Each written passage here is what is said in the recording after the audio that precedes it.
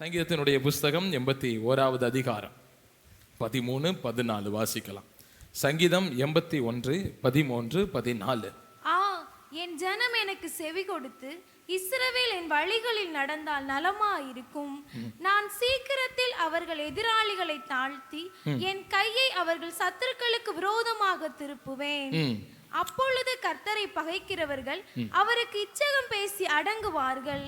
அவர்களுடைய காலம் என்றென்றைக்கும் இருக்கும். ஆமென். ஹல்லேலூயா. 13வது வசனத்தை மறுபடியும். என் ஜனம் எனக்கு செவி கொடுத்து இஸ்ரவேல் என் வழிகளில் நடந்தால் நலமா இருக்கும். கர்த்தருடைய கிருபையினாலே இந்த ஆண்டிலே இப்படி ஒரு 3வது பிரசங்கத்தை செய்கிற ஒரு ஞாயிற்றுக்கிழமை பிரசங்கம் செய்கிற வாய்ப்பை கர்த்தர் தந்திருக்கிறார். அடுத்த அக்டோபர் மாதம் 5 வாரம் வருது. அதுக்கப்புறம் டிசம்பரா நவம்பர், அதுக்கடுத்து இன்னும் 2 வாரம் தான் இருக்கு. ஆரம்பிக்கும் போது முதலா கர்த்தராகிய நான் உன்னை காப்பாற்றி ஒருவர் உன்னை சேதப்படுத்தாதபடிக்கு இரவும் பகலும் காத்துக்கொள்வேன் அப்படிங்கிற தலைப்பின் கீழே தியானிக்க நமக்கு உதவி செய்தார். அதற்கு பிற்பாடு தேவனை பற்றி கொண்ட நீங்கள் எல்லாரும் இன்று வரைக்கும் ஜீவனோடு இருக்கிறீர்கள். அந்த இதில் நான் 2வது செய்தியின் பகுதியை நான் எழுதியிருந்தேன். எனக்கு அதை கொடுக்கணும்னு ரொம்ப ஆசை. அப்படி இருக்கும்போது இந்த வசனத்தை ஆவியானவர் எனக்கு மறுபடியும் நினைப்பூற்றினபடினாலே இன்றைக்கு தியானிக்க போகிறோம். இன்றைக்கு செய்தியினுடைய தலைப்பு வழியே என் வழி. உம்முடைய வழியே, இந்த அடிச்சாக்கில்னா வலிக்கிற வழி இல்லை, வழி, பாதை, பாதை இல்லைன்னா அதுக்கு வேற என்ன சொல்லலாம், பாதை. புரியுதுல, பாதைனா புரியுதுல, ரைட். உம்முடைய வழியே என்னுடைய வழி. எல்லாம் சேர்ந்து சொல்லலாம், உம்முடைய வழியே. சகோதரமார் எல்லாரும் சொல்லுங்க, நீங்க மட்டும் சொல்லுங்க பாப்போம். சகோதரிமார் சொல்லுங்க, நீங்க இந்த பக்கம் சேர்ந்து சொல்லலாம். ஆமென். ஹல்லேலூயா. அப்ப கர்த்தருடைய வசனம் இப்படியாய் சொல்லுகிறது, என் ஜனம் எனக்கு செவி கொடுத்து இஸ்ரவேல் என் வழிகளில் நடந்தால் நலமாயிருக்கும். இங்கிலீஷ்ல வாசிச்சோம்னா தெரியும், இஃப் அப்படிங்கிற வார்த்தை பயன்படுத்திருக்கோம். நடந்தா நல்லா இருக்கும். இதுல இருந்து என்ன தெரியுது அப்படின்னு சொன்னா, நம்முடைய ஆண்டவர் கட்டாயத்தின் பேரில் எதையும் நடத்துகிற தேவன் அல்ல. He is a God of free willing அப்படிமே சொல்லுவாங்க. நமக்கு எந்த கட்டுப்பாடும் கிடையாது. விரும்புனா அவர் வழியில நடக்கலாம், விரும்பலனா அவர் வழியில நடக்க தேவையில்லை. எப்படி இந்த அவர் வழியில நடக்கலாம் கவனிக்கணும். கேள்வி கேட்பட்டக்குன்னா, விரும்புனா அவர் வழியில நம்ம என்ன செய்யலாம், நடக்கலாம். விரும்பலனா ஆண்டவர் நம்மளை கொஞ்சம் பாப்பாரு, கொஞ்சம் செச்சிப்பாரு, அதுக்கப்புறம் நம்மளை என்ன செஞ்சிருவாரு, விட்டுருவாரு. வசனம் சொல்லுது, என் ஜனம் எனக்கு செவி கொடுத்து என் வழிகளில் நடந்தால் நலமாயிருக்கும். 11வது வசனம் சொல்லுது, என் ஜனமோ என் சத்தத்திற்கு செவி கொடுக்கவில்லை, இஸ்ரவேல் என்னை விரும்பவில்லை, ஆகையால் அவர்களை அவர்கள் இருதயத்தின் கடினத்திற்கு விட்டு விட்டேன், தங்கள் யோசனைகளின் படியே நடந்தார்கள். அவர்கள் விட்டுவிட்டதின் காலம் பல காலங்களை நாம் குறிக்கலாம். ஒரே ஒரு வார்த்தையை மட்டும் எடுத்துக்கொள்ளலாம். எகிப்திலிருந்து புறப்பட்டு வந்த ஜனங்களை தம்முடைய வழியில் நடத்தப்பட வேண்டும் என்று ஆண்டவர் விரும்பினார். ஆண்டவர் அழைத்து கொண்டு வந்து இவங்க நடக்கணும் விரும்பினார். ஆனா இவங்க நடக்காததுனால கர்த்தர் தங்களுடைய யோசனையின்படியே, தங்களுடைய திட்டத்தின்படியே விட்டு விட்டார். எத்தனை வருஷம் விட்டுட்டார் தெரியுமா? 37 வருஷம் அவங்களை அப்படியே விட்டுட்டார். வனாந்திரத்தில் நடந்து அதை பத்தி அவர் கண்டுக்கிறவே இல்லை. அவனுக்கு சாப்பாடு கொடுத்தாரு, தண்ணி கொடுத்தாரு, போகும்போது கூட இருந்தாரு, வரும்போது கூட இருந்தாரு. ஆனா அவருடைய யோசனையின்படி அவங்க நடக்கவே இல்லை. அப்ப நம்முடைய தேவனோடு நம்ம நடக்கிற ஒரு பாதையில நான் அவருடைய வழியில நடக்கிறேனான்ங்கிறது நமக்கு முக்கியம்.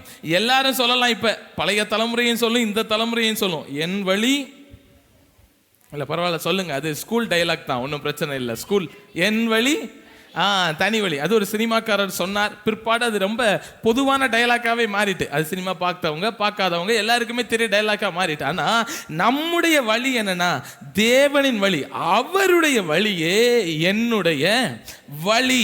இப்படி போய்கிட்டு இருக்கும்போது 13வது வசனத்துல 37 ஆண்டுகள் கழித்து திடீர்னு ஒரு சத்தம் வருது, என் ஜனம் எனக்கு செவி கொடுத்து இஸ்ரவேல் என் வழிகளில் நடந்த நடந்தால் நலமாயிருக்கும். நான் சீக்கிரத்தில் அவர்கள் எதிராளிகளை தாழ்த்தி என் கையை அவர்கள் சத்துருக்களுக்கு விரோதமாக நான் திருப்புவேன். ஆமென், அல்லேலூயா. சந்தித்து வருகிற எல்லா பிரச்சனைகளையும், சந்தித்து வருகிற எல்லா போராட்டங்களையும் நமக்கு ஒத்தாசை செய்கிற ஒரு கரம் இருக்கிறது. அந்த கரம் சின்ன கரம் இல்ல, அது ஓங்கிய புயம், அந்த சராசரங்களை சிருஷ்டித்த புயம், ஒருவராய் சாவாமை உள்ளவராய் இருக்கிற புயம். நம்முடைய யோசனைகள் கட்டுப்படுத்துமான்னு எனக்கு தெரியாது. ஒருவேளை நீங்க வல்லவர்களா இருக்கலாம். ஆனா நான் பிரசங்கிக்கிற இயேசுங்கிறவர் யாருன்னு சொன்னா, அவர் வாக்குலையும் செய்கையிலும் வல்லமை உள்ளவராய் இருந்தவர். ஆமென். நம்ம வாக்கு ஒருவேளை வல்லமையா இருக்கலாம். இப்ப நான் இப்படி பேசுறேன் பாருங்க, ரொம்ப ஸ்ட்ராங்கா பேசுவேன். ஏன்னா தனிப்பட்ட விதமா தெரிஞ்சவங்களுக்கு தான் தெரியும் நான் எப்படிப்பட்ட வீக்கான ஆளு அப்படின்னு சொல்லி. ஆனா ஆண்டவர் யார் அப்படின்னு சொன்னா, பேசுற மாதிரியே செய்வாரு. ஆண்டவரை குறித்து தகப்பனாகிய சங்கீதக்காரன் சொல்லும்போது இப்படியாய் சொல்லுகிறார், தேவன் ஒரு தரம் விளம்பினார், 2 முறை நான் கேட்டு இருக்கிறேன், 2 முறையும் வல்லமை தேவனுடையது என்பதே. Power is to him, power is always அவருக்கு தான், அவருக்கு தான். அப்ப நம்ம போய்கிட்டு இருக்க வழி ஆண்டவருடைய வழியாங்கிறது நமக்கு ரொம்ப தெளிவு இருக்கணும். நம்ம இதுல ஒரு பெரிய வேதனை என்னன்னா, நம்ம வேணா சாட்சி சொல்லலாம், இப்படி இருந்தோம், இன்னைக்கு ஆண்டவர் எங்களுக்கு இப்படி கொடுத்து எங்களை நடத்திட்டார், நீங்களும் அல்லேலூயா சொல்ல, நாங்களும் ஆமென் அல்லேலூயா சொல்ல, இது ஓடலாம். ஆனால் 37 வருஷம் இப்படி தான் ஓடிட்டு இருந்துச்சு ஒரு கூட்டத்துக்கு. ஆனால் ஆண்டவர் இன்னைக்கு நமக்கு எச்சரிக்கிறார், அவருடைய வழியா நம்முடைய வழி மாறினா நலமா இருக்கும். தேவ மனிதர் இப்படியா எழுதி இருக்கிறார். என்ன ரொம்ப தொட்ட ஒரு வார்த்தை, அது ஆங்கிலத்தில் எழுதப்பட்டிருக்கு. படித்த பிள்ளைங்களாம் இப்போ இருக்கிறனால நான் இங்கிலீஷில் ஒரு முறை வாசிச்சுட்டு தமிழில் சொல்கிறேன். One of God's most painful judgments is to permit you to have your own way. For a time you enjoy it, then you learn how much you have missed. அதாவது என்ன அர்த்தம்னா, தேவனுடைய வேதனையான நியாய தீர்ப்புகளில் மிக முக்கியமான நியாய தீர்ப்பு என்ன அப்படின்னா, அவர் தம்முடைய ஜனங்களை அவர்களுடைய இஷ்டத்திற்கே போக விட்டு விடுவது. கொஞ்ச நாள் சந்தோஷமா இருக்குமா, முடிவில் ஒன்று தெரியுமா, எவ்வளத்தை நம்ம இழந்துட்டோன்னு நமக்கு தெரியுமா. 37 வருஷம் எவ்வளவு ஜாலியாக உங்களுக்கு போச்சுங்கிறது தெரில. ஆனால் ஆண்டவர் இன்னைக்கு நம்மோடு பேசுகிறார், நம்முடைய வழி அவருடைய வழியா இருந்தால் நலமாயிருக்கும். திருப்பிக் கொள்ளலாம். முதலாவது தலைப்பையும் எழுதி கொள்ளலாம், இடுக்கமான வழி. முதலாவது தலைப்பு இடுக்கமான வழி. மத்தேயுவினுடைய புஸ்தகம் 7வது அதிகாரம், அது 13, 14 கூட வாசிக்கலாம். மத்தேயு 7ஆம் அதிகாரம் 13, 14. இடுக்கமான வாசல் வழியாய் உட்பிரவேசியுங்கள், கேட்டுக்கு போகிற வாசல் விரிவும் வழி விசாலமுமாயிருக்கிறது, அதன் வழியாய் பிரவேசிக்கிறவர்கள் அநேகர். ஜீவனுக்கு போகிற வாசல் இடுக்கமும் வழி நெருக்கமுமாயிருக்கிறது, அதை கண்டுபிடிக்கிறவர்கள் சிலர். எல்லாரும் பைபிள் எடுத்தாச்சா? மத்தேயு 7:13 மட்டும் சபையார் எல்லாரும் சேர்ந்து வாசிப்போமா? எல்லாரும் பைபிள் எடுங்க. எபி நீ பைபிளே திறக்கல, இல்லை உன்னை கொட்டி இப்போ எழுப்பி விட போறானா இல்லையான்னு மட்டும் பார். எல்லாம் பைபிளை தோற, பைபிளே எடுக்கிறது கிடையாது. புதிய ஏற்பாட்டில் 10வது பக்கம். சரி, நம்ம எல்லாரும் எடுத்துக்கிறோம். சின்ன மாதிரி இல்லாதவங்க இப்போ ஃபர்ஸ்ட் டைம் மட்டும் இங்கே பார்த்துக்கணும், ஒவ்வொரு முறையும் சேர்ந்து வாசிக்கணும். 7வது அதிகாரத்தில் 13வது வசனம் எல்லாம் சேர்ந்து வாசிப்போமா? வாசிப்போம்.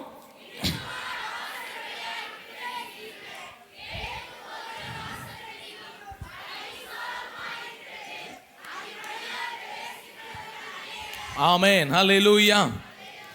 ஆண்டவருடைய வழிகள் பல வழிகள் இருக்கிறது. அதை நீங்க இன்னைக்கு ஆவியானவர் என்னை கொண்டு பேசுகிறத நீங்க இன்னைக்கு தேவையானவர்கள் இருப்பீங்க.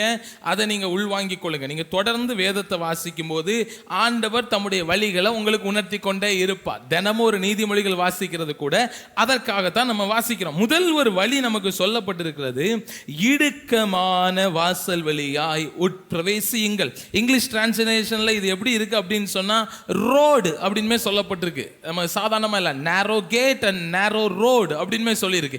இடுக்கமான வாசல் வழி அப்படின்னு என்ன செஞ்சிருக்காது போட்டிருக்கு. இது ஏன் இங்கிலீஷ் பார்க்குறோம் அப்படின்னு சொன்னா, தமிழ்ல சில வார்த்தைகள் நமக்கு புரியாத மொழிபெயர்ப்பா என்ன செய்யும் இருக்கும். அது படிக்கிற பிள்ளைங்களுக்கு தெரியும், டக்குன்னு புரியாது. அதை புரிந்து கொள்ளும்படி ஆங்கில மொழிபெயர்ப்பை பார்க்குறோம். மற்றபடி வேதத்தில் குறை இல்லை, நம்ம புத்தியில கொஞ்சம், அதனால தான் நமக்கு கொஞ்சம் எளிமையான இன்னொரு மொழிபெயர்ப்பை நம்ம என்ன செய்கிறோம் பார்க்குறோம்.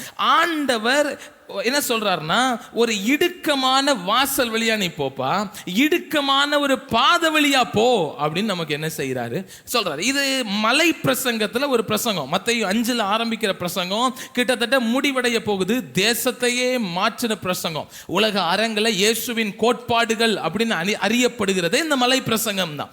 பைபிளை ஏத்துக்கிறாங்களோ இல்லையோ, பைபிள் படி எத்தனை பேர் வாழ்றாங்களோ வாழலையோ, அதெல்லாம் தாண்டி தேசத்தின் தலைவர்கள் கொண்டாடி தீர்த்த, இன்றைக்கும் கொண்டாடி கொண்டிருக்கிற ஒரு டாக்டரின், ஒரு உபதேசம், ஒரு கோட்பாடு என்னன்னு சொன்னா இந்த மலை பிரசங்கங்கள், சர்மன்ஸ் ஆஃப் மவுண்ட் அப்படின்னு சொல்லி பல நூற்றுக்கணக்கான பிரசங்கங்கள் பண்றாங்க ஒத்த வசனத்தை வச்சு. அவ்வளோ பெரிய இது. அதுல தான் முடிய போகும்போது ஆண்டவர் சொல்றாரு, இடுக்கமான வாசல் வழியாய் உட்பிரவேசியுங்கள், கேட்டுக்கு போகிற வாசல் விரிவும் வழி விசாலமுமாய் இருக்கிறது, அதன் வழியாய் பிரவேசிக்கிறவர்கள் அநேகர். இந்த உவமையும் இதன் அர்த்தமும் அதற்கு பிற்பாடே இருக்கு. அதுக்குள்ள போனோம்னா அது வேற மாதிரி போயிடும், உவமையும் உருவகமும் அப்படிங்கிற மாதிரி போயிடும். அதுக்குள்ள இப்ப போக வேண்டாம்.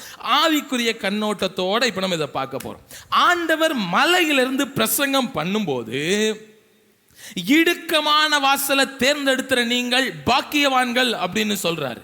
ஏன்னா இடுக்கமான வாசலை எடுத்திருக்கிறவங்க உறுதியா நித்திய ஜீவன் அடைய போறாங்க அப்படின்னு சொல்றாரு. சந்தேகமே இல்லை. இடுக்கமான வாசல், ஒரு குறுகலான பாதையை தேர்ந்தெடுக்கிற ஜனக்கூட்டம் நிச்சயமா ஜெயிக்க போகுது அப்படின்னு சொல்றாரு. இது அந்த காலத்துல ஏற்றுக்கொள்ள அது கொஞ்சம் கஷ்டமா இருக்குது. நீங்க கவனிங்க, அன்னைக்கு ரோமர்கள் அந்த தேசத்தை ஆட்சி செஞ்சுக்கிட்டு என்ன செஞ்சாங்க இருந்தாங்க. யார் ஆட்சி செஞ்சாங்க? யாரு? உலகத்திலேயே மிகப்பெரிய வல்லரசுல ரோமனுடைய வல்லரசும் அது ரொம்ப டாப்ல என்ன செஞ்சிடும் வந்துடும். அந்த ரோம வல்லரசு வந்த பின்னாடி தேசத்துல பல மாற்றங்கள் வர ஆரம்பிச்சிச்சு. குறிப்பாக சாலைகள்ல பெரிய மாற்றம் வந்துச்சு.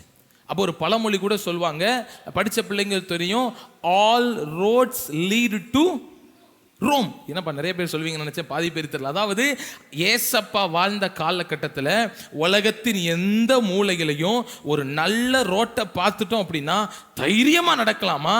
இந்தியாவில் பார்த்து நடக்க ஆரம்பிச்சாலும் அதன் முடிவு ரோமாபுரிக்கு தான் போய் முடியும் அப்படின்னு.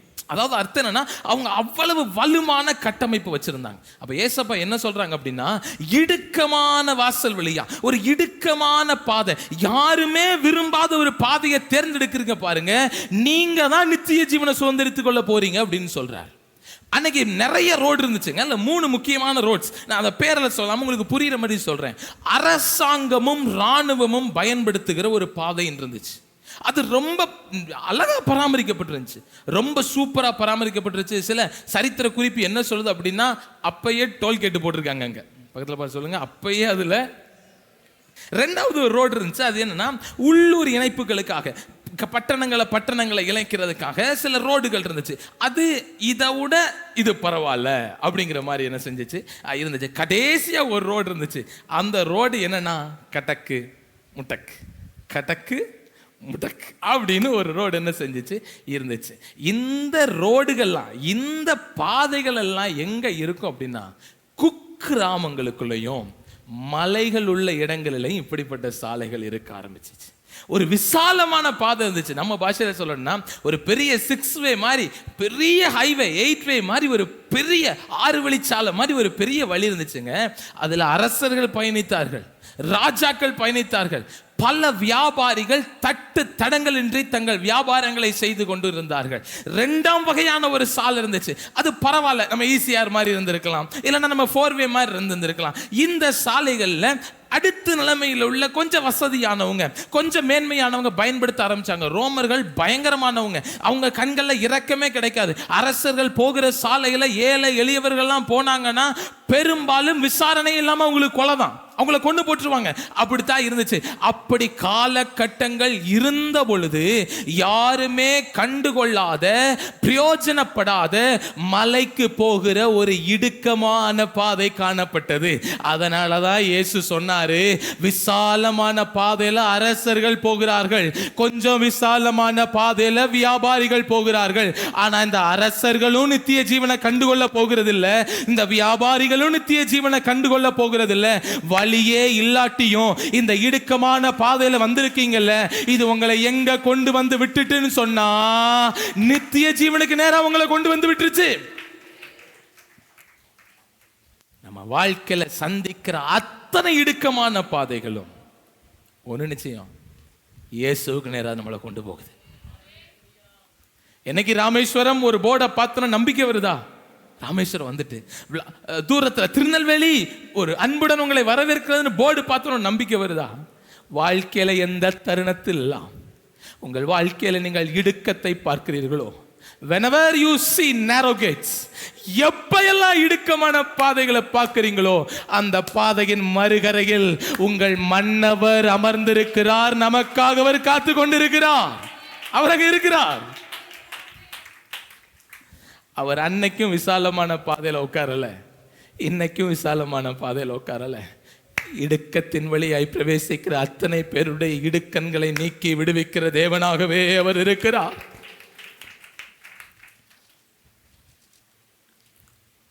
வளமான பல சாலைகள் பலமுள்ளவர்களின் சாலைகள். பலமுள்ளவர்களின் சாலைகள் பணத்திற்கு நேராக நடத்தி கொண்டு போனது. பலவீனர்களுடைய சாலைகள் பரலோக பரமனுக்கு நேராக நடத்தி கொண்டு போனது. இந்த பாதையில பணம் கிடைக்கும் அதெல்லாம் நான் சொல்லல. விசாலமான பாதை உறுதியா உங்களை ஏசப்பாட கூட்டு போமா அப்படிங்கிறது எனக்கு தெரியாது. விசாலமான பாதை நான் முழுசு தப்புன்னு சொல்லல. சில விசாலமான பாதைகள் நம்முடைய வாழ்க்கையில இருக்கு, இல்லை அப்படின்னு நான் சொல்லவே மாட்டேன். ஆனால் பெரும்பாலும் கிறிஸ்தவ வாழ்க்கை என்பது இடுக்கமான வாசல் வழியே வாருந்தி நுழைய முயலுகிறோம், சிலுவை சுமந்து இயேசுவின் பின் சிரித்த முகமாய் சென்றிடுவோம். இடுக்கமான பாதைகள் நம்மை தவிர எதையும் உள்ளே அனுமதிப்பதில்லை. கெவின் கார்டன் அப்படின்னு சொல்லி ஒரு ஒரு ஒரு நல்ல ஓவியர் இருக்கிறார். அவர் இந்த வசனத்துக்கு ஒரு ஓவியத்தை உருவாக்கி இருக்கிறார். எடுத்து வச்சிருக்கீங்களா? எடுத்து வச்சிருங்க. அந்த ஓவியம் பார்க்கும்போது அது ரொம்ப வித்தியாசமாக இருந்துச்சு. ரொம்ப ஒரு கொஞ்சம் மாதத்துக்கு முன்னாடி கூட வசனத்தில் ஒரு நாள் அதை பயன்படுத்தணும். அந்த வசனத்தை போடுறீங்களா? தெரியுதா?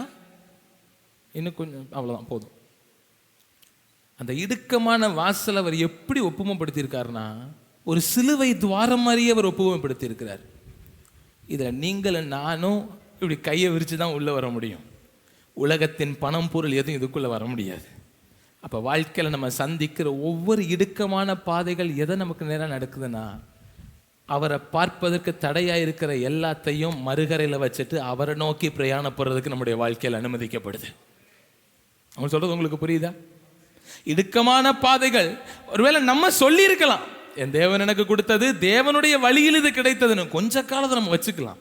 ஆனால் அவர் பாதையில் போகும்போது சில இடுக்கமான பாதைகள் அனுமதிக்கப்படுவது பெரிய நிச்சயம் என்ன தெரியுமா? சிலுவையும் முன்னுக்கு வச்சிருக்க நமக்கு உலகத்தை ஈஸியாக பின்னுக்கு கலட்டி போடுறதுக்கு தான் இடுக்கனின் பாதையே ஒழிய அதை நம்ம இடுக்கி போடுகிற பாதைகள் அல்ல. இடுக்கத்தின் பாதை நித்திய ஜீவனுக்கு நேராக நடத்தி கொண்டு போகிறது. என்னோட கூட திருப்பிக் கொள்ளுங்கள். 1 சாமுவேல் 19வது அதிகாரம் 11-12. 1 சாமுவேல் 19வது அதிகாரம் 11-12 எல்லாருமே எடுத்துக்கலாம். 1 சாமுவேல் 19வது அதிகாரம் எல்லாருமே எடுத்துக்கலாம். எல்லாரும் எடுத்துக்கலாம். சேர்ந்து வாசிப்போம். நீங்களும் மைக்கில் வாசிங்க. 19, 11, 12 சேர்ந்து வாசிக்கலாம். எல்லாரும் வாசிக்கணும். மறுநாள் காலமே அவனை கொன்று போடும்படிக்கு சவுல் நம் வீட்டிற்கு சேவகரை அனுப்பினார். இதை தாவீது அவன் மனைவியாகிய மீகாள் அறிவித்து, நீர் இன்று ராத்திரியில் உம்முடைய பிராணனை தப்புவித்துக் கொள்ளாவிட்டால் நாளைக்கு நீர் கொன்று போடப்படுவீர் என்று சொல்லி மீகாள் தாவீதை ஜன்னல் வழியாய் இறக்கி விட்டாள். அவள் தப்பி ஓடி போனாள். ஆமென், ஹல்லேலூயா.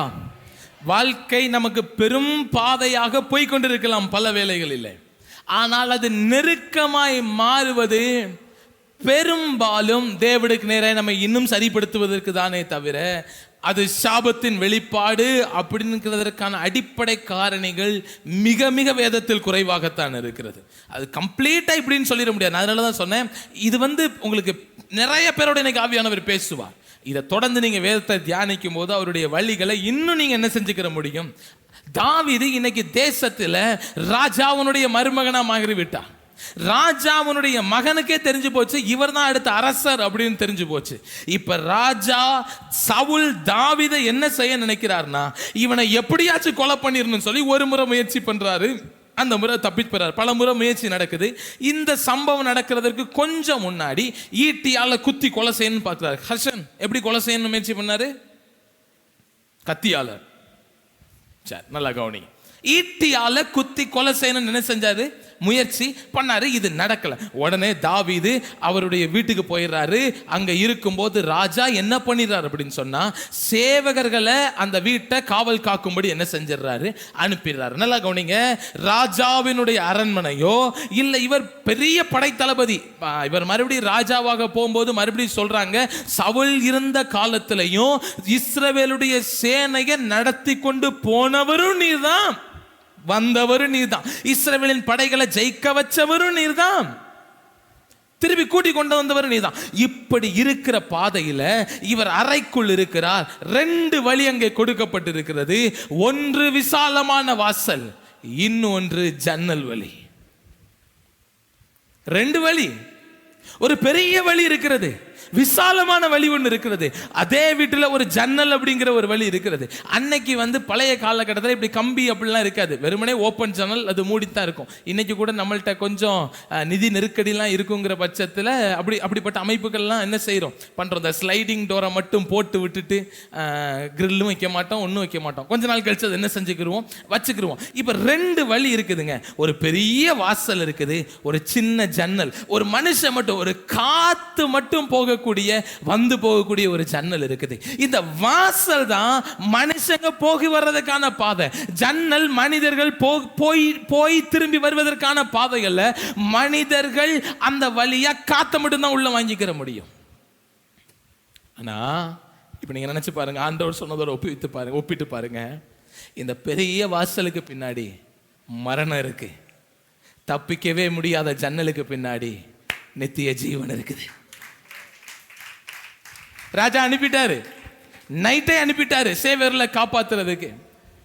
தாவீது மட்டும் சிம்சோனை போல எழும்பி போவேன் என்ற அபிஷேகம் இருக்கும் போயிருந்தார்னா, அன்னைக்கு ராத்திரி அந்த அரண்மனையிலே தாவீதோட கதை முடிஞ்சிருக்கும். சில நேரம் நம்ம அபிஷேகத்தை அசட்டத்தனமாலாம் பயன்படுத்தக்கூடாது. அபிஷேகத்தை தேவனுடைய வழியில பயன்படுத்தணும். எல்லா காலமும் அப்படி கை கொடுக்காத அபிஷேகம் பல காலங்கள் கை கொடுக்கும், முக்கியமான ஒரு நேரத்தில் கை விட்டுரும் நம்மள.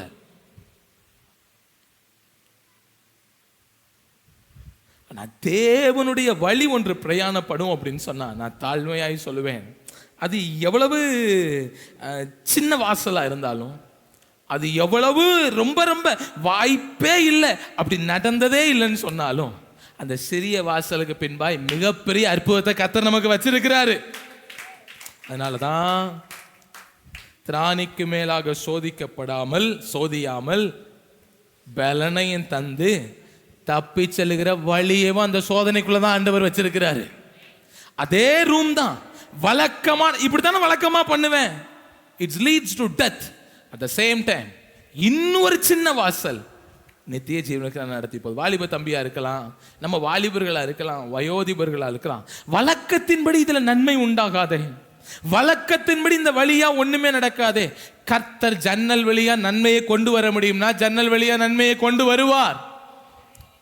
எருசலேம்ல நிறைய பேர் தேடிக்கொண்டிருக்கும் போது, அரண்மனைகள்ல நிறைய பேர் தேடிக்கொண்டிருக்கும் போது, நாசரேத்திலிருந்து நன்மை வருமானு சொல்ற ஒரு சின்ன வாசல்ல இருந்து உலக இரட்சகனையே தோன்றித்துவிக்க அந்த பரலோகத்தினால முடியும்னா, அதனாலதான் இயேசு சொன்னாரு, அதை கண்டுபிடிக்கிறவர்கள் சிலர். நிறைய பேர் இதை பார்த்தோன்னே விலகி போயிருவாங்க. நிறைய பேரு பெரிய வாசல் மட்டும்தான் வழி, கர்த்தர் காண்பிக்கிறதுல பெருசா இருக்கணும் வழி, எனக்கு வழி விசாலமா இருக்கணும், அப்படின்னா தான் வேலையவே ஆரம்பிப்பாங்க.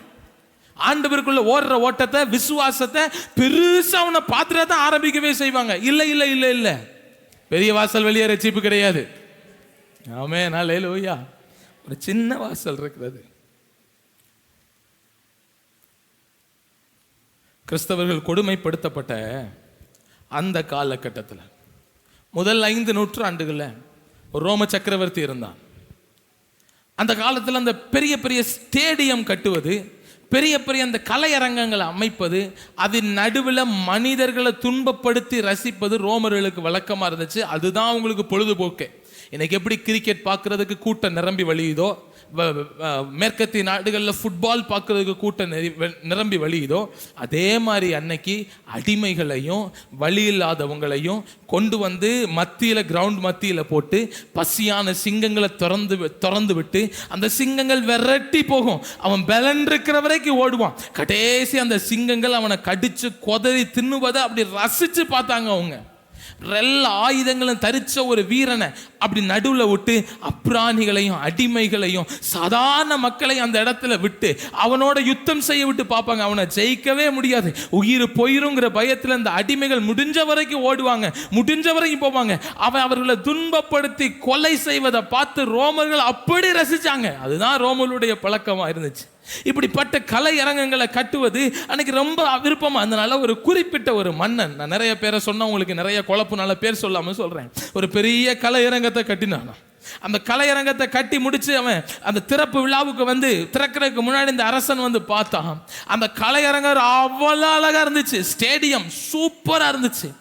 அவன் மெய் மறந்துட்டான். இப்ப பார்த்தா இந்த தேசத்துல நான் கட்டினதாண்டா பெருசுன்னு சொல்லி நாளைக்கு பயங்கரமான விருந்து இருக்கு, நாளைக்கு பயங்கரமான கொண்டாட்டம் இருக்கு, நீ பயங்கரமா கௌரவப்படுத்த போறன்னு சொல்லிட்டு மக்களுக்கெல்லாம் அறிவிச்சான். முதலாவது இங்க நடக்கிற மேட்ச் நடக்க போது எல்லாரும் வாங்கன்னு சொன்னா.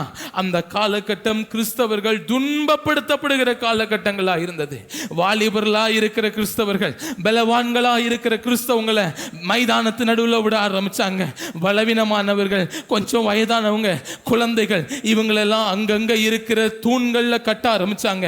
தூண்கள்ல கட்டிட்டு என்ன செய்வாங்க அப்படின்னு சொன்னா, எரிபொருளை ஊத்தி அவங்கள தீய கொளுத்தி போட்டுருவாங்க. அந்த வெளிச்சமும் அந்த கதறல் சத்தம் தான் அவங்களுக்கு சந்தோஷம். அந்த வெளிச்சத்துல தான் இவங்க அந்த ஃபுல் மேட்சையும் பார்த்து ரசிப்பாங்க. இது போக கீழே விலங்குகள் வந்து இவங்களை சாப்பிட ஆரம்பிக்கும், தின்ன ஆரம்பிக்கும்.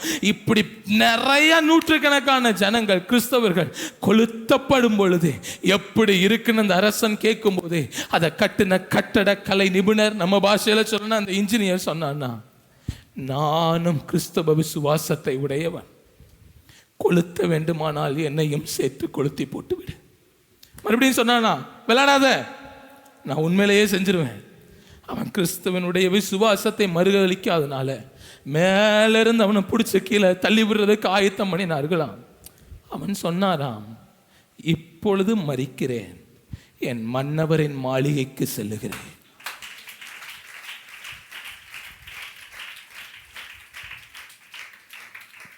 மரித்து விட்டான்.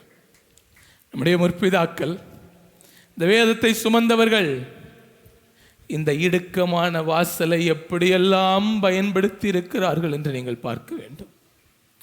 இது விளையாட்டு இல்லை. ஒரு தேவ மனிதருடைய வார்த்தை என் காதில் அடிக்கிற மாதிரி இருக்கிறது. The salvation is not a man's theory to debate. It's a mighty miracle to experience. ரட்சிப்பு என்பது ஒரு மனிதனின் கோட்பாடு அல்ல, நீங்கள் நானும் உட்கார்ந்து விவாதிக்கிறதற்கு. இது மகத்துவமானவருடைய அற்புதம். இதை அனுபவித்தாக வேண்டும். ரட்சிப்பை வச்சுக்கிட்டு இன்னைக்கு யாருக்காச்சும் சாகிற வழி இருக்கா? இல்ல. இடுக்கமான வாசலை திறந்து தங்க ஜீவனை கொடுத்தாங்க தேசத்துல. அதனாலதான் இன்னைக்கு நம்மள மாதிரி ஏப்ப சாப்ப வரைக்கும் இந்த கிறிஸ்தவம் கடத்தப்பட்டு இருக்கிறது. இந்திய தேசத்தினுடைய அப்போஸ்தலன்னு சொல்லப்படுகிற சாது சுந்தர் சிங் வாழ்க்கையில எல்லாமே முடிஞ்சுன்னு கடைசியா குடும்பத்தார் அவருக்கு வாய்ப்பு கொடுத்தாங்க. அரை நிறையா சகல விதமான ஆசீர்வாதமான பொருட்கள், தங்கம் நிறைந்த எல்லா பொருட்களையும் வச்சு, அவருடைய முறைப்பெண், அவர் திருமணம் செய்து கொள்கிற பெண்ணையும் வச்சு, இயேசு வேணுமா, இந்த ஆஸ்தி அந்தஸ்து வேணுமான்னு சொல்லும்போது அந்த மனுஷன் இது எதுவுமே வேணாம், எனக்கு இயேசு மட்டும் வேணும்னு சொல்லி போனார். அன்னைக்கு அவர் சாப்பாட்டில் விஷம் வச்சு செத்து போவான்னு அனுப்புனாங்க. அந்த தேசத்தை, அந்த மனுஷன் இந்திய தேசத்தை அசைச்ச அசைவு உங்களுக்கு தெரியுமாயா? இடுக்கமான வாசலை திறந்து அநேகருக்கு நித்திய ஜீவனையை கொடுத்துட்டு போயிட்டாங்க. அவங்க நம்மளை சாக சொல்லல, இடுக்கமான வாசல் வழியா வாழுன்னு கர்த்தர் சொல்றாரு. 38-39 வருஷம் இதுல நம்ம இங்க ஒருத்தர் கூட ரத்த சாட்சியா மறிக்கல. ரத்தம் சிந்தி இருக்கோம், இல்ல இல்ல இல்லைன்னு சொல்லல. இந்த சபையில ஆண்டவரை ஏற்றுக்கொண்டனால நம்ம ரத்தம் சிந்தி இருக்கோம், அவமானப்பட்டிருக்கிறோம், சில ஆஸ்திகளை இழந்திருக்கிறோம். நான் இல்லவேன்னு சொல்ல. ஆனா நம்முடைய முற்பிதாக்கள், நம்முடைய பரிசுத்தவான்கள் the same narrow gate, இதே இடுக்கமான சாலையை திறந்த பொழுது பூமியில நித்திய ஜீவனா என்னன்னுமே உணராம நேரா அங்க போயிட்டாங்க நித்திய ஜீவனை பார்க்க. நமக்கு வாய்ப்பு இந்த இடுக்கமான வாசலை திறந்து ஆண்டவர் இந்த பூமியில வச்சிருக்கிற நித்திய ஜீவனை அவருக்கு சாட்சியா வாழுங்கன்னு ஆண்டவர் உங்களுக்கு எனக்கும் சொல்றாரு. வாழ ஆயத்தமா? விவாதிக்க எனக்கு நிறைய பேர் ரெடி, குறை சொல்ல நிறைய பேர் ரெடி, பேச நிறைய பேர் ரெடி. வாழ நீங்கள நான் ஆயத்தமா? பக்கத்துல பார்த்து சொல்லுங்க, வாழலாமா? என் ஜனம் என் வழிகளில் நடந்தால் நலமாயிருக்கும்.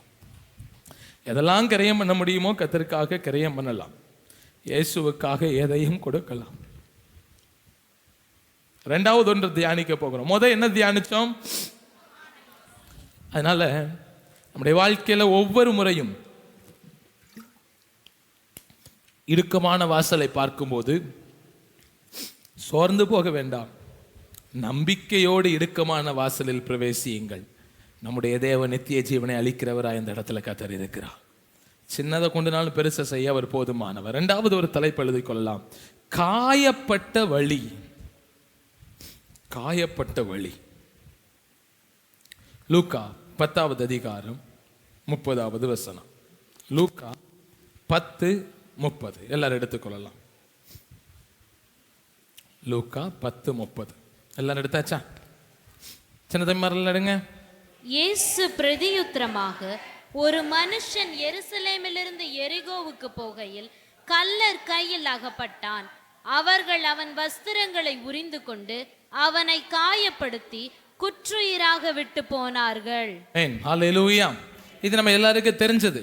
நான் இப்படி எல்லாருக்குமே தெரிஞ்சதுன்னு சொன்னப்ப புஷ்பா என்ற ஒரு நாள் சொன்னா, அண்ணே நீ தான் அப்படி சொல்ற, பாதி பேருக்கு எதுவுமே என்ன செய்ய மாட்டேங்க, தெரிய மாட்டேங்க. அதனால நம்ம சர்ச்சில் நிறைய பேரும் புதுசாக நிறைய பேர் வர்றதுனால அப்பப்போ இந்த சம்பவங்களை சொல்லும்போது அந்த சம்பவத்தையும் சொன்னால் வசதியாக என்ன செய்யும் இருக்கும். இப்போ கவனிக்கணும், எல்லாரும் சின்னவர்கள்லாம் ரொம்ப கவனிக்கணும். ஏசப்பா வாழ்ந்த காலத்தில் ஒரு ஓமையை சொன்னார். அந்த ஓமை என்ன அப்படின்னு சொன்னால், ஒரு மனுஷன் எருசலேம்ல இருந்து எரிகோவுக்கு என்ன செஞ்சார், பிரயாணமாய் அவர் போனார். போகும்போது கள்ளர்கள் கையில் என்ன செஞ்சிட்டார், அவர் மாட்டிக்கிட்டார். மாற்றின உடனே அவங்க அவனை அடித்து அவனை துன்புறுத்தி அவனை அறகுறை உயிராக போட்டுட்டு அவன் ட்ரெஸ் கொண்டு உறிஞ்சிட்டு என்ன செஞ்சிட்டாங்க, போயிட்டாங்க. அவங்க போன கொஞ்ச நேரத்தில் அதே வழியில் ஒரு ஆசாரியன் என்ன செஞ்சான், வந்தான். வந்த பொழுது அவன் அதை பார்த்துட்டு அந்த மனுஷனை அப்படி பக்கமாக விலகிட்டு அவன் என்ன செஞ்சிட்டானா, போயிட்டான். கொஞ்ச நேரம் கழிச்சு ஒரு லேவியன் ஒருத்தர் என்ன செஞ்சாங்களாம், வந்தாங்களாம். லேவியன் வந்து அவரும்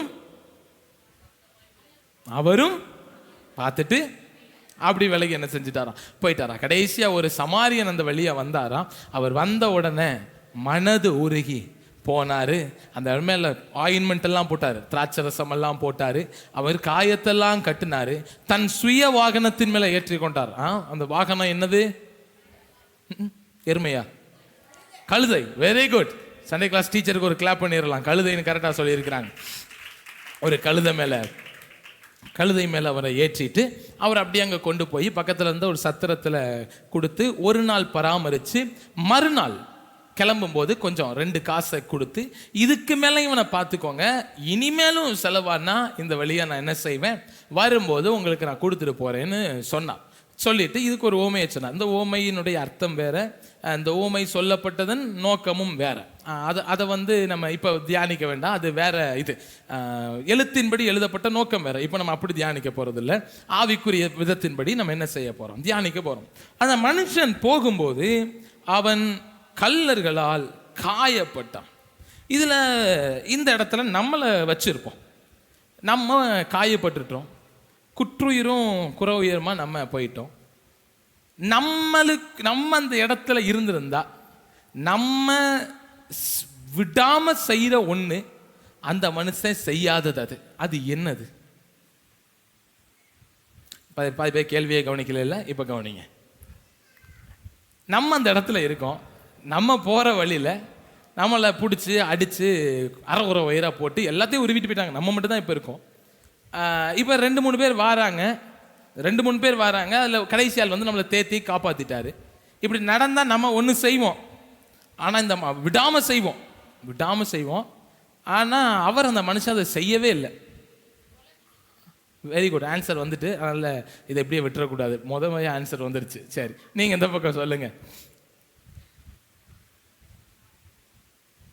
இங்கே வரைக்கும் வருது, அதுக்கப்புறம் என்ன செய்ய மாட்டேங்க? பக்கத்தில் கை கொடுத்து சொல்லுங்க, பயப்படாமல் சொல்லுங்க, நல்லா கொடுத்து நல்லா கொஞ்சம் குலுக்கி. சில நித்திரை மயக்க மாறனால விடவே கூடாது அவங்கள. நம்மளை நல்லா நல்லா நல்லா உங்களுக்கு கை கொடுக்க மாட்டாங்களா? நடுவில் ஆளுக்கு 2 பக்கமும் கை கொடுங்க. ரைட். சரி, என்ன அது? என்னது அது? என்னது அப்படின்னு சொன்னா புலம்புறது. அது என்னது? நான் வந்தேனா இப்படித்தான் வந்தேன், படுவாவி பைய வந்தானே, சிரிச்சானே, பேசுனானே, அழுத்தாள்கிட்ட விளங்குவானா அவன், இப்படி பண்ணிட்டானே, இப்படி அடிச்சிட்டானே, பாரியா இறக்கம்லாம் அவன் அடிச்சிருப்பான், நல்லா இருப்பானா, அவன் பிள்ளை குட்டிக நல்லா இருக்குமா? அப்படி ஒண்ணுமே நடந்ததா இங்க எழுதப்படலை.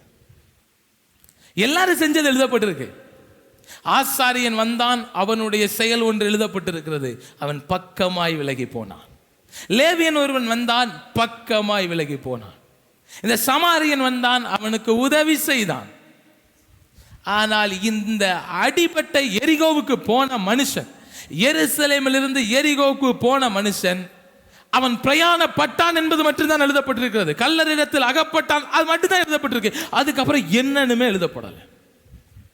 எனக்கு வாசிக்கும் போது எனக்கு தோணுது, இங்கே இருக்கிற சில வேத பண்டிதர்களுக்கு தப்பாக இருக்கலாம். தப்பாக இருந்தால் நீங்கள் தனியாக என்று சொல்லுங்கள், நான் வேணால் அதை கொஞ்சம் ஆலோசித்து என்ன செஞ்சுக்கிறலாம், எடுத்துக்கலாம். ஏன்னா இப்போ ரொம்ப முக்கியமாக இருக்குது. இப்போ இந்த யூடியூப்னு ஒன்று வந்துச்சு பாருங்கள், ரொம்ப மோசம். இப்போ அதுக்குள்ளே போக வேண்டாம், விட்டுருங்க. கர்த்தர் நம்மளை காத்து கொள்வாராக. என்னைக்கெல்லாம் காயப்படுறோமோ, காயப்படும் போது அதை திருப்பி திருப்பி பேசுவதினால் ஒரு நாளும் காயம் ஆறப்போவதில்லை. காயங்கள் ரணமாகத்தான் மாறப்போகிறது. என்னைக்கோ நடந்திருக்குங்க, 10 வருஷத்துக்கு முன்னாடி நடந்திருக்கும்.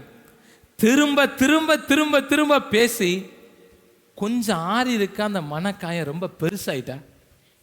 பேசி பேசி காயம் ஆறி இருக்கா இல்ல பெருசாயிட்டா? கொஞ்சம் சத்தமா சொல்லலாம். ஆறி இருக்குன்னு சொல்றவங்க மட்டும் ஆமேன்னு சொல்லுங்க. இந்த இதை நம்ம மாத்தி மாத்தி யோசிச்சிடலாம். ஒருத்தர் கூட இல்லை.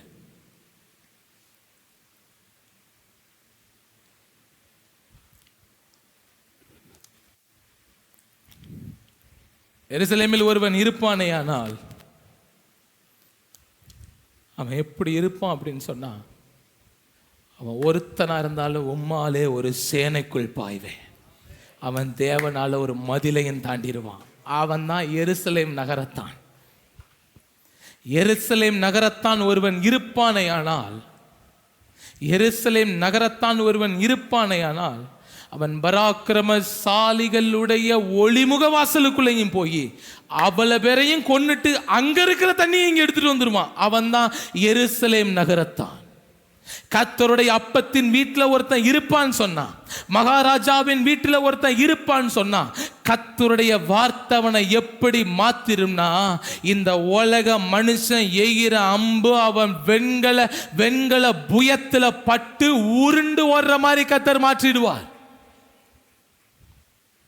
ஒரு நாள் இந்த சர்ச்சில் வச்சிருந்த இந்த கடைசி அந்த இதில் வந்து கொஞ்சம் ஃபயர் ஆகிட்டு, இந்த ப்ளூ லைட் வந்து தீ பிடிச்சிருச்சு. தீ மீன்ஸ் ரொம்ப பிடிக்கல, ஸ்பார்க் ஆகி அந்த கண்டென்சர் எரிஞ்சிட்டு.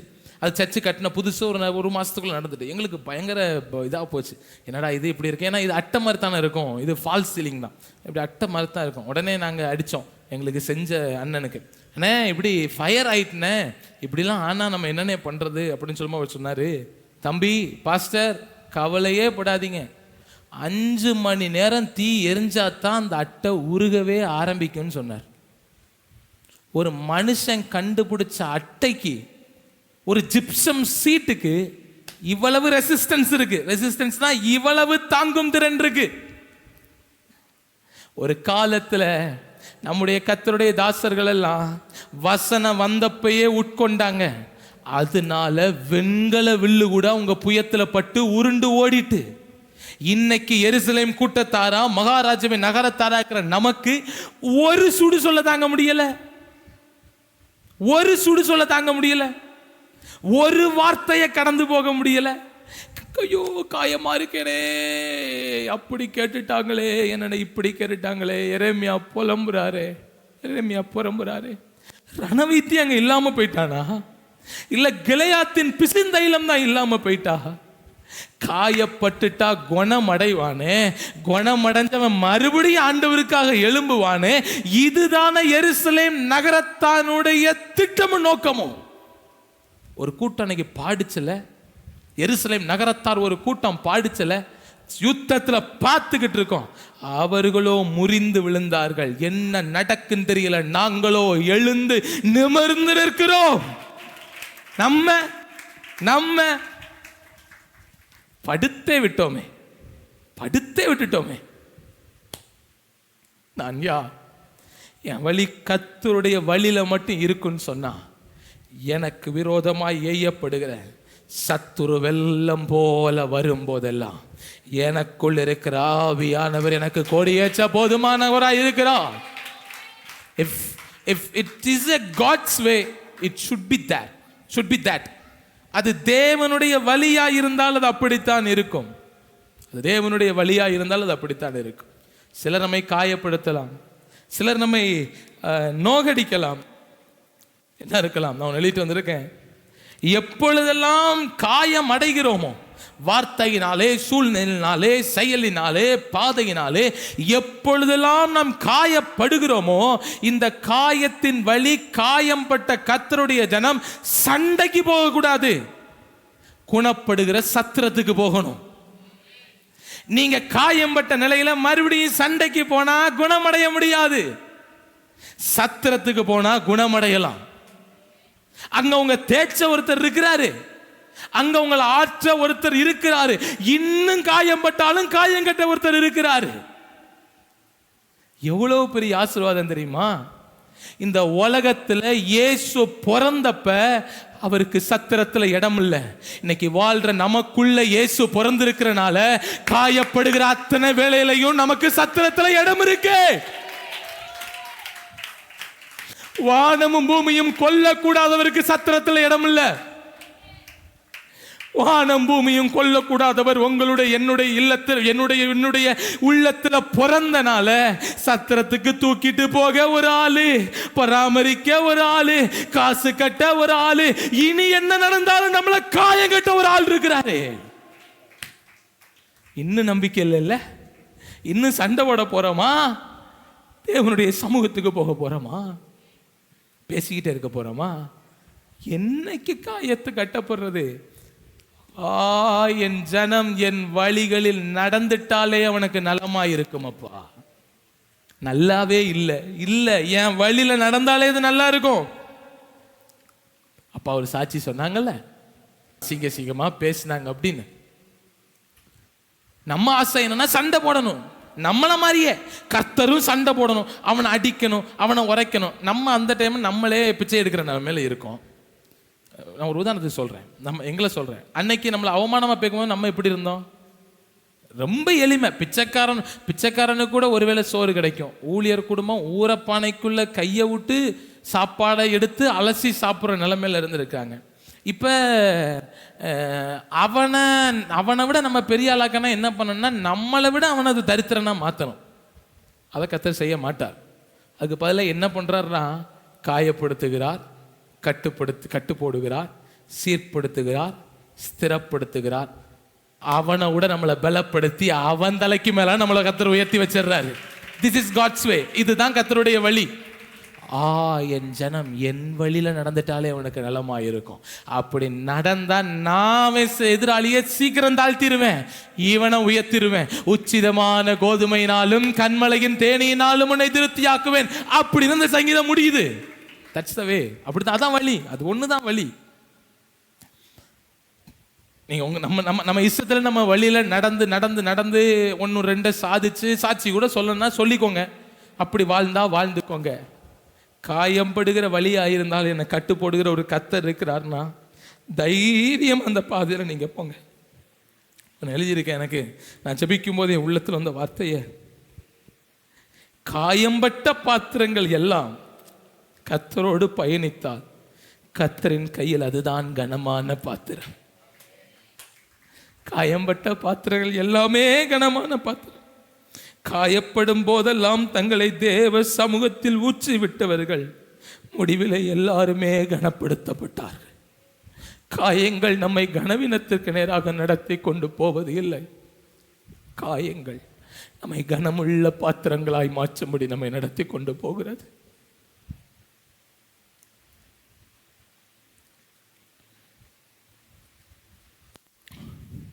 எம்மாவூர் சீஷர்களை பார்க்கலாமே.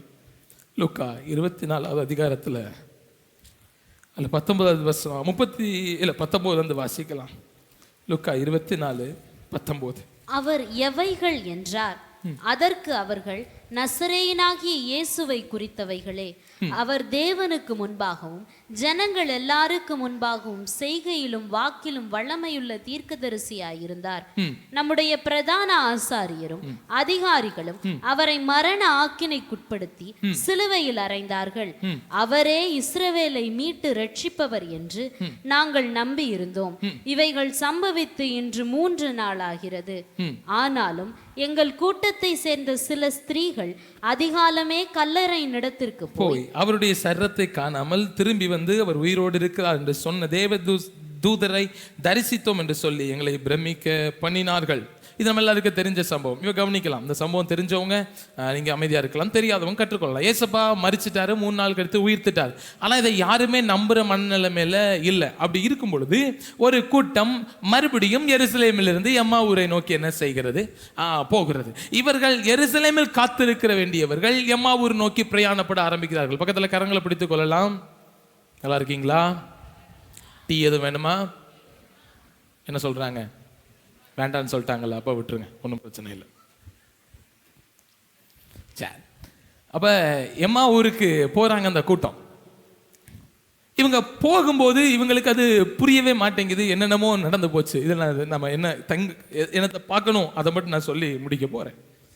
இப்போ நிறைய பேசும்போது 30-31 சொல்லுது, அவர்களோட அவர் பந்தி இருக்கையில் அவர் அப்பத்தை எடுத்து ஆசீர்வதித்து அதை பிட்டு அவர்களுக்கு கொடுத்தார். அப்பொழுது அவருடைய கண்கள் திறக்கப்பட்டு அவரை அறிந்தார்கள். உடனே அவர் அவர்களுக்கு மறைந்து போனார். தேவனுடைய வழியை விட்டு இவங்க கொஞ்சம் வழி மாறி என்ன செஞ்சிட்டாங்க? மனசாலையும் போயிட்டாங்க, பாதையிலையும் இவங்க விலகி போயிட்டாங்க. இது எப்படி மறுபடி தேவனுடைய வழியில நம்ம இணைஞ்சு கொள்றது அப்படின்னு நமக்கு கற்றுக் கொடுக்கிற ஒரு அற்புதமான பாடம். இது உவமையில் நடந்த சம்பவம். இப்ப என்ன சொல்றாங்கன்னா, வேத வாக்கியங்களை கேட்கும் போது கண்ணு திறந்துச்சு. வேத வாக்கியங்களை கேட்கும் போது அனல் கொண்டுச்சு. அப்பத்தை பிட்டு கொடுக்கும் போது கண்ணு திறந்துச்சு அப்படின்னு சொல்றாங்க. இது எல்லா சமயத்திலையும் நடக்கும். கர்த்தருடைய ஆலயத்தில் வேத வாக்கியத்தை நம்ம பேசும்போது நம்மளை அறியாமையே அப்படி என்ன செய்யும்? ஒரு எழுச்சி உண்டாகும். வசனத்தை கொஞ்சம் இன்னும் ஆழமா பார்க்கும்போது கண்ணு திறக்கும். ஆனா என்ன செய்யணும்னா 33 சொல்லுது, அந்நேரமே எழும்பி எருசலேமுக்கு திரும்பி போய் 11 பேரும் அவளோடு இருந்தவர்களும் கூடியிருக்க கண்டு கர்த்தர் மெய்யாகவே உயிர்த்தெழுந்து சீமோனுக்கு தரிசனமானார் என்று அவர்கள் சொல்ல கேட்டு வழியில் நடந்தவைகளையும் அவர் அப்பத்தை பிட்கையில் தாங்கள் அவரை அறிந்து கொண்டதையும் விவரித்து சொன்னார்கள். எப்ப கண்ணு திறக்கப்படுதோ அட் த சேம் டைம் அந்த விசாலமான வழியை விட்டு பரலோகத்துக்கு போகிற இடுக்கமான வழிக்குள்ள மறுபடியும் நுழைஞ்சிடணும். அந்த கண்ணு திறந்திருக்க டைம் வேத வசனம். ஏன்னா ஏற்கனவே நம்ம தேவனோட்டு தூரம் போயிட்டோம். இப்போ ஆண்டவர் நம்ம சார்ஜ் பண்றாரு. ஒரு வசனத்தை கொடுத்து நம்ம கண்ணை திறக்க, ஆமா இப்படி நான் வாழக்கூடாதுன்னு தோணுது பாருங்க. ஆண்டவர் வழி இல்லைன்னு இப்ப தோணிக்கிட்டு இருக்கு பாருங்க. இந்த கணமே வாழ்ந்து கொண்டு இருக்கிற தேவனுக்கு பிரியமில்லாத வழியை விட்டு வெளியே வந்துடணும். நாளைக்கு அப்படின்னு சொல்லுவோம்னா மறுபடியும் அந்த தெளிஞ்ச பார்வை இருக்காது நமக்குள்ள. நான் சொல்றது உங்களுக்கு புரியுதா? ஏன் ஒவ்வொரு செய்தியும் கிரியை செய்ய மாட்டேங்க அப்படின்னு சொன்னா, இந்த பிரசங்கத்துல நிறைய குறை இருக்கும், கண்டிப்பா இருக்கும், எல்லாமே இருக்கவே இருக்காது. இந்த பிரசங்கத்தில் நிச்சயமா இந்த ஏதாவது குறைகள் இருக்கதான் செய்யும். ஆனா கர்த்தர் நம்ம கண்களை திறந்த ஒரு தருணம்னு இந்த பிரசங்கத்தில் ஆவியானவர் ஒண்ணு வச்சிருப்பார். அந்த கண் திறக்கப்பட்ட அனுபவத்திலேயே விட்டு வந்த வழிக்கு திரும்பி போயிடணும். எந்த விட்டு வந்த வழி? தேவன் நமக்கு முன்குறித்த வழி. அந்த வழியில போனோம்னா மறுபடியும் நம்ம பிரயாணப்படலாம். வேத புஸ்தகத்தை அப்படியே எல்லாரும் மூடி வச்சிடலாம், எல்லாரும் எழும்பி நிற்கலாம்.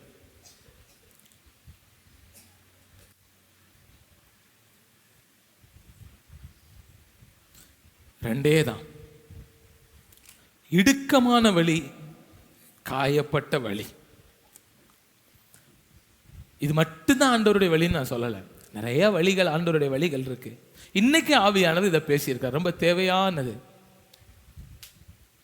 என் வழிகள் நெருக்கமாக ஆக என் தேவன் அந்த மறுகரையில் நின்றுகிட்டு இருக்கிறார். நிச்சயமா அந்த வழியில் ஆண்டவர் இருக்கிறார். தம்பி தங்கச்சி, வாலிப தம்பி வாலிப தங்கச்சி, விசாலமான வழி நம்ம நினைச்ச மாதிரி கொண்டு போகும்னு அர்த்தம் இல்லப்பா. சில சின்ன வழிகள் தான் பிரமிக்கத்தக்க ஆச்சரியங்களை செய்ய போகுது. அன்னைக்கு ஏரோதுக்கள் விசாலமான வழியில போனாங்க, அவங்க இடுக்கமான வழியை தேர்ந்தே எடுக்கல. 100 அதிபதிகள் விசாலமான வழியில போனாங்க, வழியை தேர்ந்தெடுக்கல. ஆனா ஒரு பாவப்பட்ட கூட்டம், பலவீனமான கூட்டம் இடுக்கமான வழியை தேர்ந்தெடுத்துச்சு. அது உலக ரட்சருக்கு நேரம் அவங்களை நடத்தி கொண்டு போச்சு. இன்னைக்கு நம்ம எதை சூஸ் பண்ண போறோம்? நான் இப்படி விரும்புறேன், நமக்கு முன்னாடி விசாலமான வழியா இடுக்கமான வழியான ஒரு கன்ஃபியூஷன் வந்தா, குழப்பம் வந்தா, கண்ணை மூடிட்டு இடுக்கமான வழியை தேர்ந்தெடுக்கலாம் நான் நம்புறேன். அதுல பெரிய சோர்ஸ் ஒன்றும் இல்லை, அது பெரிய பாதுகாப்பு ஒன்றும் இல்லை. நான் சொல்றது ஆவிக்குரிய விதமா சொல்றேன், தப்பான விதத்துக்கு இதை எடுத்து பயன்படுத்திடக்கூடாது. ஆவிக்குள்ள வாழ்ற பிள்ளைங்களுக்கு நான் சொல்றேன், ஆண்டவருடைய பிள்ளையா வாழ்றவங்களுக்கு சொல்றேன், அதை தேர்ந்தெடுக்கலாம். ஆண்டவர் அதில் நம்ம நடத்துவார் நேர்த்தியா.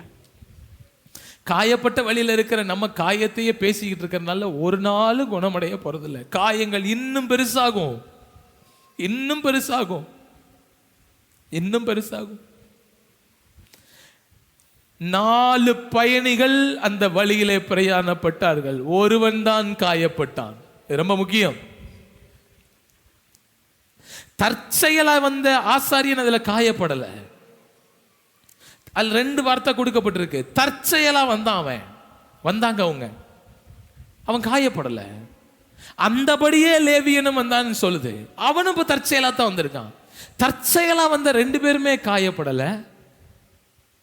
Well planned. சமாரியனை குறித்து சொல்லுது, பிரயாணமாய் வந்த அவர் எல்லாத்துக்கும் ஆயத்தமா வந்திருக்காரு பாருங்க. அவர்கிட்ட கட்டு போட இது இருந்திருக்கு, காயம் கட்டுறதுக்கு மருந்து இருந்திருக்கு, அவரும் காயப்படல. ஏனோ தானு பிரயாணமாய் போன ஒருவன் காயப்பட்டு போனான். இது நெருக்கமான பாதை, இது நெருக்கமான பாதை. ரொம்ப கவனமா நம்ம பிரயாணப்படணும். நெருக்கமான பாதையில வந்துட்டு உலகத்தை வச்சுட்டு பிரயாணப்பட முடியாது. அப்படி பிரயாணப்பட்டு காயப்பட்டாலும் இன்னைக்கு காயம் கற்ற ஒரு நல்ல ஆவியானவர் நம்ம மத்தியில் அசைவாடுகிறார், நல்ல ஆவியானவர் அசைவாடுகிறார். எப்ராஹிம் புத்திரர் போய் அழுதாங்கல்ல யோசுவாட்ட, எங்களுக்கு என்ன இப்படி கொடுத்துட்டீங்க, இருப்புறதான் உங்கள்கிட்ட இருக்கு, நிலமோ காடா இருக்குது, நான் எப்படி இதை திருத்த முடியும்? தேவ மனுஷன் சொல்ற, அங்க இருப்பு ரதத்தை வைக்கிறதுக்கு முன்னாடி, அங்க அடர்த்தியான காடை வைக்கிறதுக்கு முன்னாடி, ஒருவனாலும் வாழ முடியாத சூழ்நிலையை வைக்கிறதுக்கு முன்னாடி உனக்குள்ள கர்த்தர் மகாபராக்கிரமத்தை வச்சுட்டாரு. எழுப்பி விடு. அதன்படியே போய் அதை சுதந்திரித்தார்கள்னு வசனம் சொல்லுது. இந்த வழியில, இடுக்கமான வழியில நான் நேர்த்தியா பிரயாணப்படணும் ஆண்டவரே. காயப்படுற அந்த வழியிலே நான் நேர்த்தியா பிரயாணப்படணும். ரொம்ப நாள் வச்சுட்டு இருந்தனால தான் அந்த காயம் ஆறலையா? தேவையில்லாத ஆட்கிட்ட சொல்லிக்கிட்டே இருந்தனால தான் காயம் ஆறல. மனதுருகிற ஒரு தெய்வம் வர்றாரு, அவர் வார்த்தையை பிடிச்சுக்கோங்க, காயம் வேகமா ஆறிடும், வேகமா ஆறிடும், வேகமா ஆறிடும். அந்த காயம், அந்த காயங்கள் எல்லாம் வேகமா ஆறிடும். சீல் பிதுக்கி காயம் கட்டுகிற ஒரு ஆண்டவர் இருக்கிறார் நமக்கு.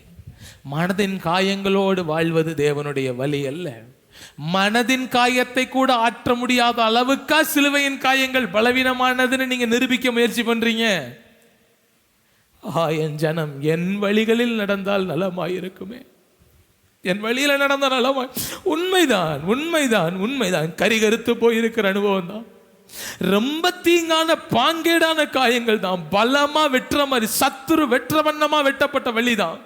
குற்றுயிரா விட்டுட்டு போன வழிதான். ஆனா ஒன்று நிச்சயம், அதை ஆற்றுகிற சத்துரு ரொம்ப பக்கத்துல தான் இருக்குது. உன் வாசல் அருகே தான் அவர் நின்றுகிட்டு இருக்கிறாரு. உங்க வாசல் பக்கத்திலே தான் அவர் நின்றுகிட்டு இருக்கிறாரு. மற்றவங்களை கூப்பிட்டு வச்சு கதை பேசாதீங்க. வீட்டுக்குள்ள மற்றவங்களை கூப்பிட்டு வச்சு கதை பேச வேண்டாம். ஒருத்தர் சொல்லிக்கிட்டே இருக்கார்ல, வாசற்படி நின்று கதவை தட்டுகிறேன், ஒருவன் என் சத்தத்தை கேட்டு கதவை திறந்தா நான் அவனோடு போஜனம் பண்ணுவேன், அவனும் என்னோடு கூட போஜனம் பண்ணுவான். அவன் காயங்கள் எல்லாமே மாறிடும். அவன் காயங்கள் எல்லாமே மாறிடும். இடுக்கமான பாதை, காயம்பட்ட பாதை. நேரம் ஒப்பு கொடுத்து ஜெபம் பண்ணலாமா? உங்க வழியில நடந்தா நலமா இருக்குமே. ஆசீர்வாதம் அவருடைய வழி அப்படிங்கிறதுக்கு எந்த உத்தரவாதம் இல்லைன்னு நான் நம்புறேன். உயர்ந்த இடங்கள் அவருடைய வழிதான்ங்கிறதுக்கு எந்த உத்தரவாதம் இல்லைன்னு நான் நம்புறேன். நமக்கு தெரியும். Personally we know our self. தனிப்பட்ட விதமா நான் யார், என் வழி என்னன்னு எனக்கு தெரியும். அதை கண்டுபிடிக்கிறவங்களே சிலர் தான். ஏன்னா கண்டுபிடிச்சும் நம்ம இப்போ வெளியே இருந்தோம்னா எவ்வளோ பெரிய வேதனை. எப்பா அந்த வழியில் நடக்கணும் ஆண்டவரே, அந்த வழியில் நடக்கணும். இடுக்கமான வழி ஜீவனுக்கு நேராக கூட்டிட்டு போகுது. காயம்படுகிற வழி நம்மளை காயம் கட்டுகிற சத்திரத்துக்கு நேராக கூட்டிட்டு போகுது. அவங்க அதுக்கடுத்து வந்து ப்ரூஃப் பண்ணாங்க. அதே மாதிரி இன்னொரு கூட்டம் வந்து ப்ரூஃப் பண்ணுச்சு, இயேசு உயிரோட தான் இருக்கிறாரு. ஏன்? அதே வழியில் நாங்கள் காயப்பட்டு போனோம். அங்க ஒருத்தர் எங்க காயத்தாற்றினார். அவரையே நம்பி இருந்தோம். 3 நாள் ஆயிட்டு காயத்தை உடனே கட்டினார்ல, கண்ணை திறக்க வச்சார்ல. கிளையோப்பா அந்த இடத்துல பெயர் எழுதப்பட்ட சாட்சியா மாறிட்டாரு. பேதுரு, யோவான், மகதலேனா மரியாள் வேதத்துல நிறைய இடத்துல வராங்க. அதுக்கப்புறம் அவங்களோட இயேசுவை பார்த்த பெயர் எழுதப்பட்ட சாட்சியில உடனே கண் திறந்த உடனே திரும்பி வந்த கிளையோப்பா பேர் எழுதப்பட்டுருச்சு. கிளையோப்பாவோட பேர் அடுத்து வேற எங்கேயுமே இல்லை. இன்னைக்கு நம்ம பேர் அந்த வழியில் எழுதப்படணும்ல. என் வழியில நடந்தாலே நலமாயிருக்கும். வாய்களை திறக்கலாம். அது இடுக்கமான வழியோ காயம்பட்ட வழியோ, கத்தர் காயம் கட்டும்படி, கத்தர் வழி நடத்தும்படி,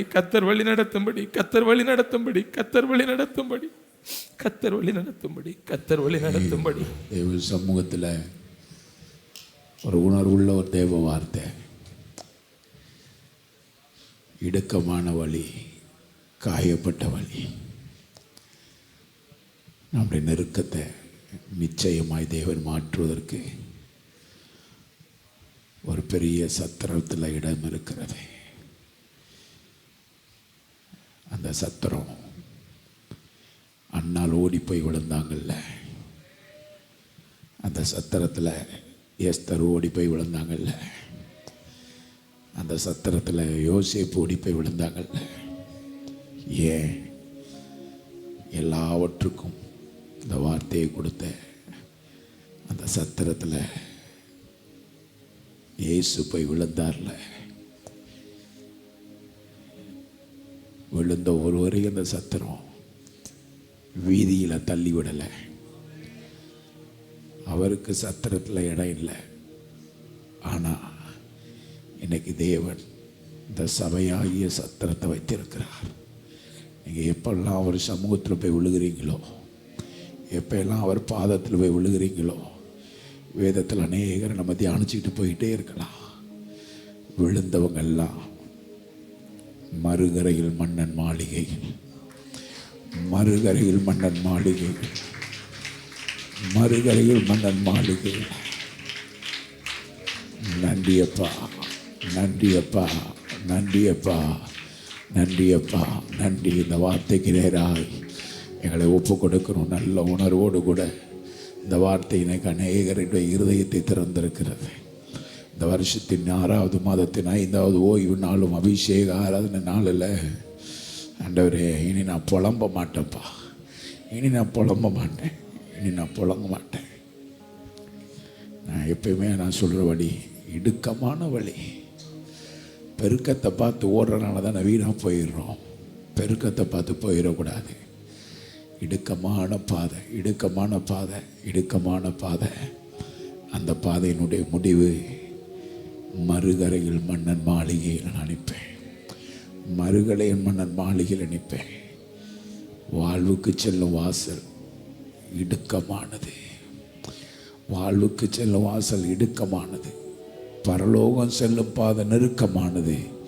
என்னை முற்றிலுமாய் தாழ்த்துகிறேன். இந்த வார்த்தைக்கு நேராக யாரெல்லாம் ஒப்பு கொடுக்குறீங்களோ, நான் அடிக்கடி சொல்லுகிற வார்த்தை, ஒப்பு கொடுக்கறது வாழ்றதும் தேவனோடு இல்லை உறவு.